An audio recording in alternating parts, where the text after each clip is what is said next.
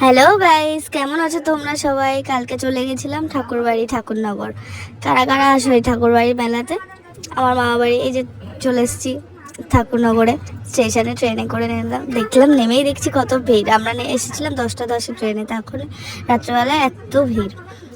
বাইরে দেখছি অনেক লোকজন, তো আমরা ওখান থেকে টোটো ধরে নিলাম। টোটোতে করে যেতে যেতে রাস্তায় তোমাদের দেখাচ্ছি, রাস্তায় যাচ্ছি।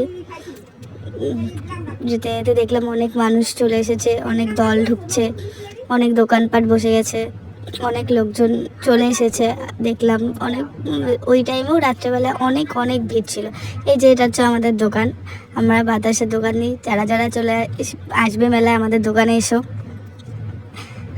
আমাদের দোকান ঠিক অনুসন্ধান অফিসের উল্টো দিকে। তারপরে চলে গেলাম ওখান থেকে মন্দিরে। মন্দিরে গিয়ে একটু দেখলাম, ঘুরলাম, ঠাকুরকে প্রণাম করে নিলাম। প্রণাম করে দেখছিলাম কত লোক এসছে, কত সুন্দর সাজানো হয়েছে। মন্দিরটা খুব সুন্দর করে সাজিয়েছে। তখনও মেলার সব দোকানপাট বন্ধ ছিল, কিন্তু তাও লোকজন অনেক প্রচুরই ছিল।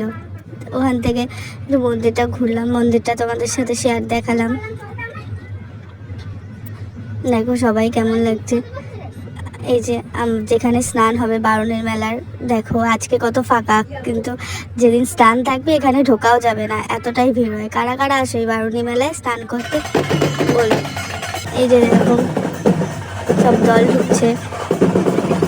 আমরা দাঁড়িয়ে দাঁড়িয়ে দেখছিলাম আমাদের দোকানের সামনে। আমরা প্রত্যেক বছরই যাওয়া হয়, কারণ আমাদের মেলায় দোকান থাকে সেই কারণে। কারা কারা এই মেলায় আসুন সবাই কিন্তু আমাকে কমেন্ট করে জানিয়ে। এই যে কি সুন্দর সুন্দর ঠাকুরের মূর্তি দেখলাম, সেগুলোও তুলে নিলাম বাড়ি আসার পথে। তারপর